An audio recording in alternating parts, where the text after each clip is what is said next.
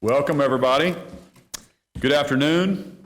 I am so happy to be standing here as we celebrate another major milestone in the people's agenda this legislative session. This would not have happened without the two authors of this very important piece of legislation, without their help getting this through the legislature. So I'm so grateful for Representative Osborne. Thank you for your leadership on this, and Pro Tem of the Senate, Greg Treat. They were the two authors on this bill and made this civil service reform a reality. I also want to recognize a few others that are with us today. We have Secretary of Transportation Tim Gatz with us. Thank you, Secretary.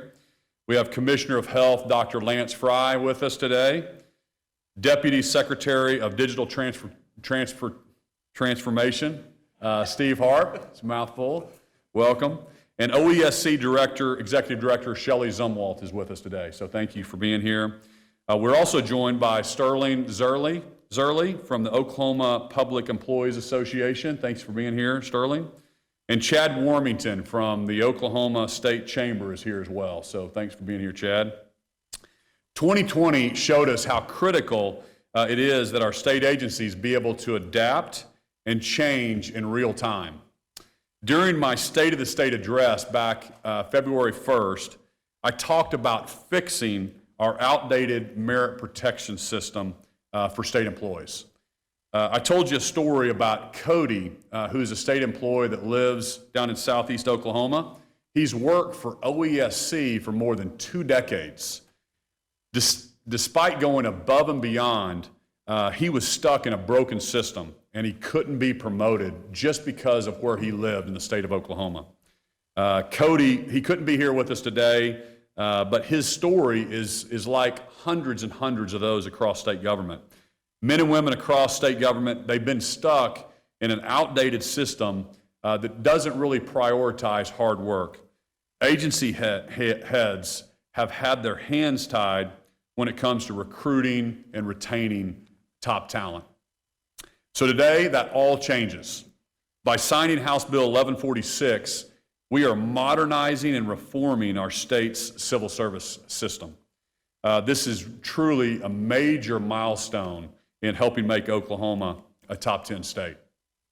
When I was running my company, I knew how important it was to recognize and reward and retain top talent. And this bill will lead to, I believe, better customer service for all 4 million Oklahomans. When I was elected, I promised Oklahomans that we would deliver more for your tax dollars. And House Bill 1146 is truly a game changer. So thank you again to Representative Osborne, Pro Tem Treat, and everyone in the legislature who got this across the finish line. So now I'll turn it over to Representative Osborne to give you some comments. Thank you, Governor. Thank you all for being here today. This is a good day. Today is a good day because this is the way government is supposed to work. Problem identified, stakeholders with diverse interests work together to try to find a solution to the problem, and a solution was found that works for everyone. Everyone wins, and the best thing happens for the state. Just like with House Bill 1146, there doesn't always have to be loser.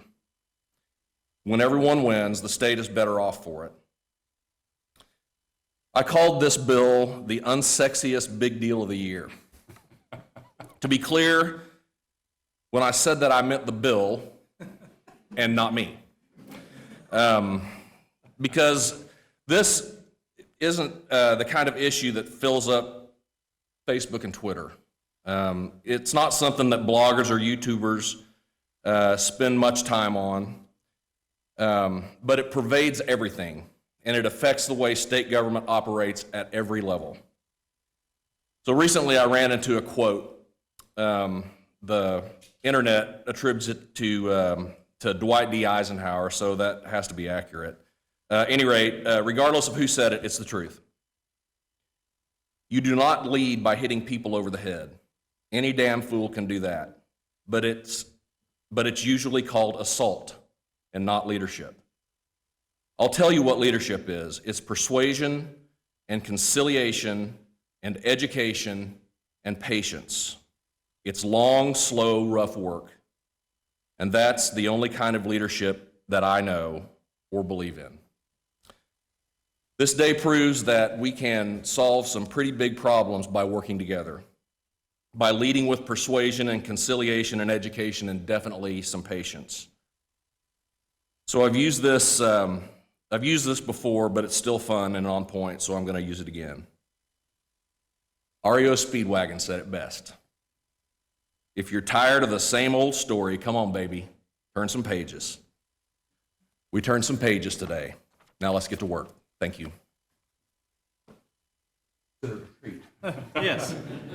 Thank you. I appreciate it. I don't have any REO Speedwagon quotes, but I do want to tell you it was an honor working with Representative Osborne. He's put a lot of effort into this over the last couple of years. We would have delivered this last session had we not been interrupted by COVID, and so I appreciate you sticking with it. I appreciate the staff of the Senate working through some of the issues with us over this interim and this session. I appreciate very much the leadership of the governor casting the vision for this. We've got to modernize how we treat state employment.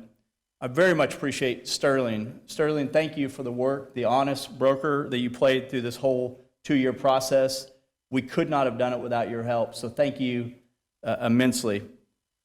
When I got involved in state government, I got assigned to oversee DHS's transformation and the Pinnacle Plan from the Senate perspective. I went in there expecting to see employees that didn't take their job seriously and didn't take the constituents they served and didn't treat them with a level of respect. What I saw was the exact opposite. Dedicated state employees who were giving their entire life to changing Oklahomans' life and being a transformation in these vulnerable kids and adults' lives. But there was no way to reward those employees who stood above and beyond the rest of the workforce. This bill, oftentimes people talk about it makes it easier to get rid of somebody, but what it really does is it makes it much easier to reward good work, tenacity, a public servant's heart, and I'm proud to be a part of it. Thank you for including me in the events today, Governor. Thank you, Representative Osborne and Sterling, for your work on this and everyone else who put work into it. I'm going to introduce Shelley Zumwalt with OESC to say a few words, and I appreciate you all being here today. Thank you, Pro Tem Treat. I feel like I should have Boston or maybe Journey lyrics with me, but I didn't get the memo.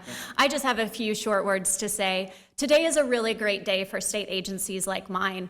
We have over 92% classified employees, and I think the natural way of thinking about legislation like this is that it allows us to fire a whole bunch of people, and that's not how I'm thinking of it or how I've expressed it to my staff.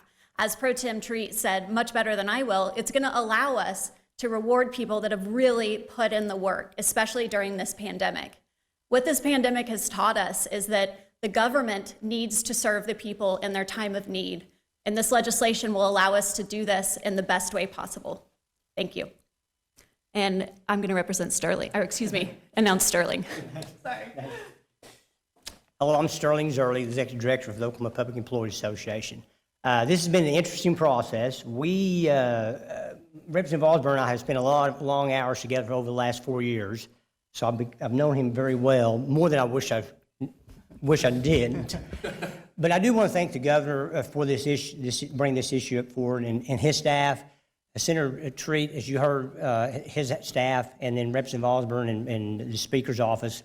This is a joint effort. We started this back in 2013, and I think a lot of things, when people first started talking to us, our main thing was it wasn't about the merit system, it was about due process and protecting that due process for employees to ensure they can do their job.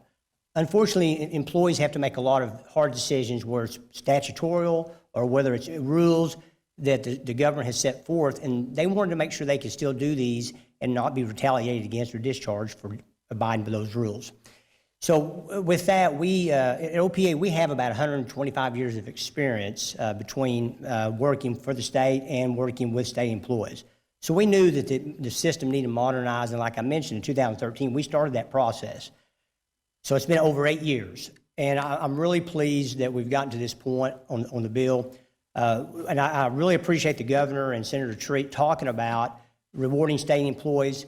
because now we're ready to start to look at how you do pay for performance and do market-based pay for employees. We just think that's kind of the natural progression for this. But we're excited about this today, and we really appreciate all the stakeholders in involving us. And so don't ever think that we're union goons. You hear us say that sometimes. That is not the truth.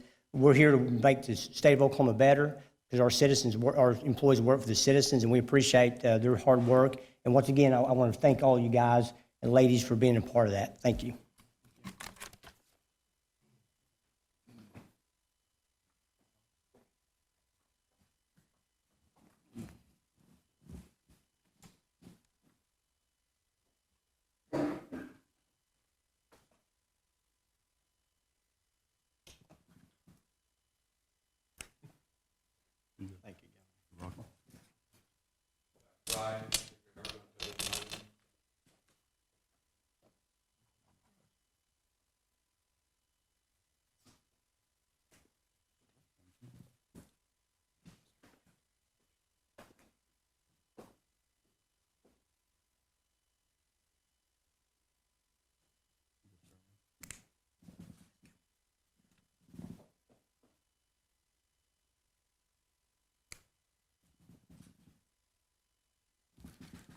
Okay, we'll open it up to a few questions for the team up here.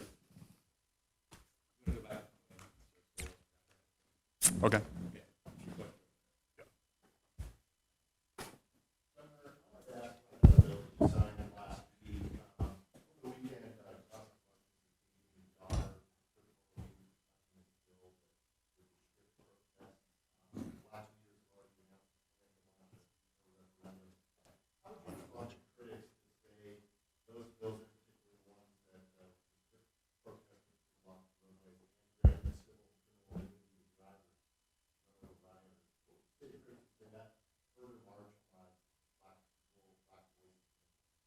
I'll let the legislature answer that question. Just kidding, I'll give you an answer. First off, it was about rioters. It was about protecting the rights of people, protecting their families. So we've all seen on the news, and we saw what happened in Tulsa last year, where somebody drove off because rioters were blocking the freeway and were threatening that person's family. So that was the thing this was for. This was establishing that they have rights as well, and if they leave and somebody happens to be blocking an intersection, rioting and surrounding their car, and they fear for their lives. So I think people have misconstrued what this is. Nobody has the right to run over anybody, a peaceful protester, but if rioters are surrounding someone's car, threatening that person, they have the right to protect their family as well, and that's the only thing that we wanted to make sure we laid down the rules in the state of Oklahoma.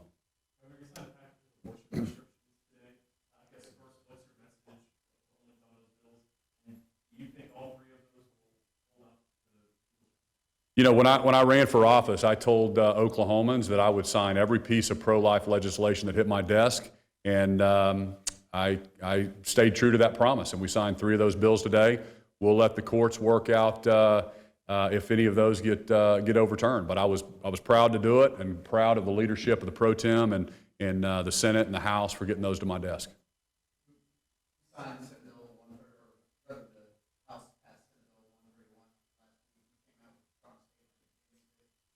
Now Representative West has come back and said you may lie. Where things stand with Medicaid expansion right now and your thoughts on that? So again, you know, a lot of stuff said on Twitter and social media. Don't really have a comment on that, but I will tell you I have an open door policy to everybody in the House, the Senate. Anybody can come talk to me. Nobody's talked to me about, or that particular person has not come to talk to me, but Senate Bill 131 is not Sooner Care 2.0. This is literally taking and putting $250 million inside the Healthcare Authority and creating a single payer system where they're trying to get the Healthcare Authority to roll out managed care. And I just think that's the wrong way to do it. It's going to roll out October 1st, I believe, is the date. And at the end of the day, the reason this is so important for all of Oklahomans, and I'm glad you asked about that, is this is an $8 billion spend. This is the largest state spend of your tax dollars. the governor, the legislature, we have a right to say how that $8 billion is going to be spent. And managed care is the right way to do it. 42 other states do it this way. We are 49th in health outcomes. So Oklahomans elected the wrong person if they want me just to be satisfied being 49th. So this is a nice, make sense change that I believe will deliver better health outcomes for all of Oklahoma and hold the big hospitals more accountable to readmission rates and primary care, and it'll open up all kinds of things that'll improve health outcomes in the state of Oklahoma, just like they do in Texas, in Florida, in Tennessee, in Kansas, in Missouri, in Illinois, in California, and all these other states that have better health outcomes than us. This is their way that they manage Medicaid inside their state.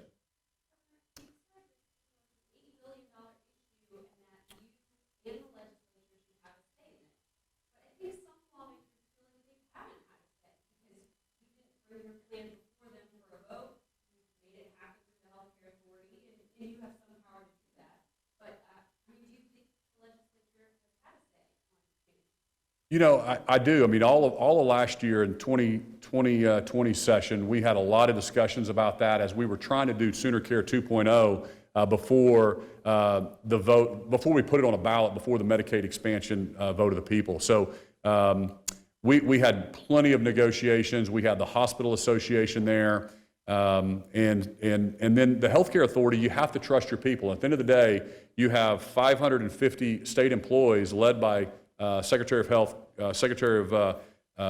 Kevin Corbett, who has looked at how to improve health outcomes. And my vision and directive to all of our cabinet secretaries is let's become top 10. How do we become top 10? Whether it's roads and bridges for Secretary Gatz, which he can attest to the fact that I'm pushing him all the time to improve our pavement conditions, our roads and bridges. And I do the same thing with the healthcare authority. And when they brought me this plan and said, this is the way that we can improve our health outcomes from 49th. Don't miss that. We're 49th. If we want to do the same things and stay 49th, it's just not who I am. That's not who Oklahomans want us to be. And if you notice who's pushing this, it's the big hospital association that create lobbyists, go hire lobbyists that come in here and try to tell us, the legislature, the governor, how we're going to pay invoices, okay? And that's just not right. You notice it's not the taxpayers, it's not the people on Medicaid that are complaining about this change, it's the big hospital association.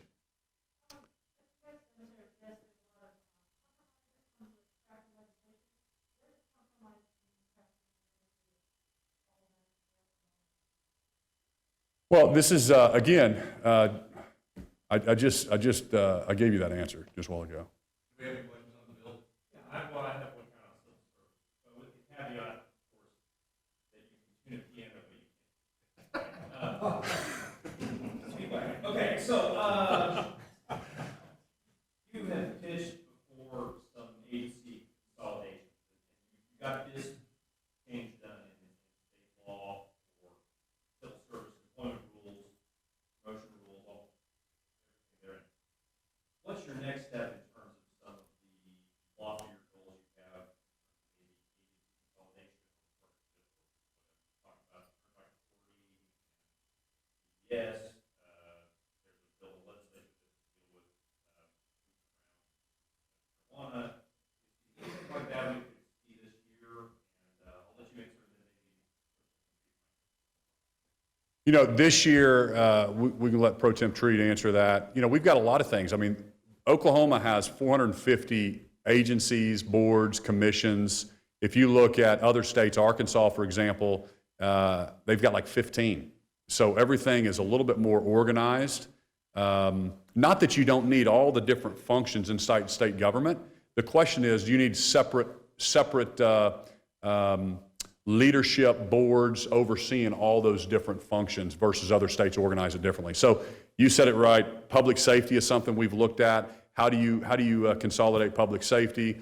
You know, OJA, DHS. Is there an area to have just a child services agency that only deals with child services versus inside DHS? There's a lot of adult services as well. So those are all the things that we're working on, and studying for next session, for the year after, just again, trying to make state government more efficient, more effective, better outcomes, become top 10 in everything that we do.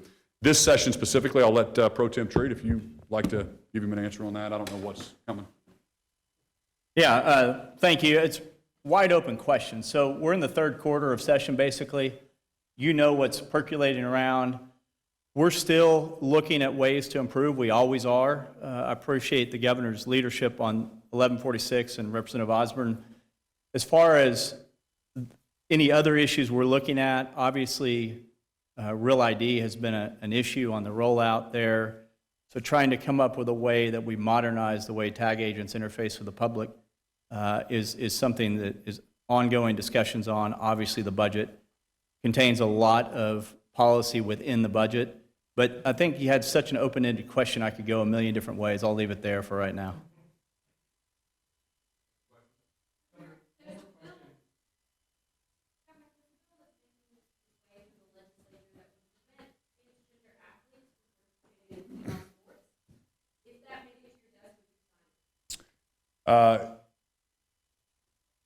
As a general rule, I do not believe that biological males should compete in female sports.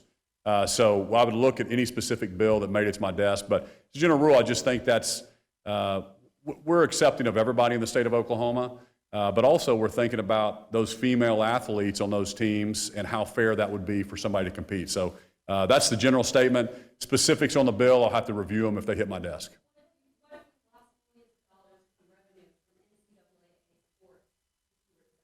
Well, you're talking hypothetical versus, I just have to look at that bill if it hits my desk. So I know that there's several bills working their way through the House or the Senate at this point. Was there one other question?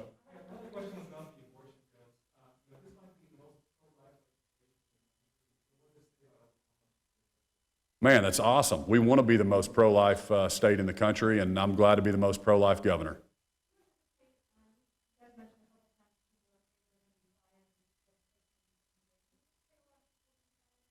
No, I really don't. If you look at our state agencies, for example, OMES is already mostly unclassified, I think, and you don't see, and this is the director of OMES, you're not seeing any kind of massive firings, but it does allow everybody to be lined up. For example, the Department of Health, and Dr. Fry can tell you this, during the COVID pandemic, as we were trying to move employees around to different spots, that was very difficult because with the classified system, we weren't able to change employees around, change their job titles, their job duties, move them from one job to another.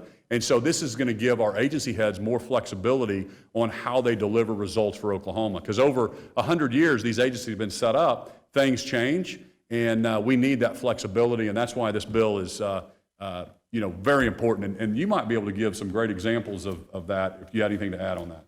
Yeah, I can jump in. I think one thing that gets lost in this conversation is the classified system has very distinct pay bands. And in order to go from pay band to pay band, employees have to, that it's almost a Herculean thing to do.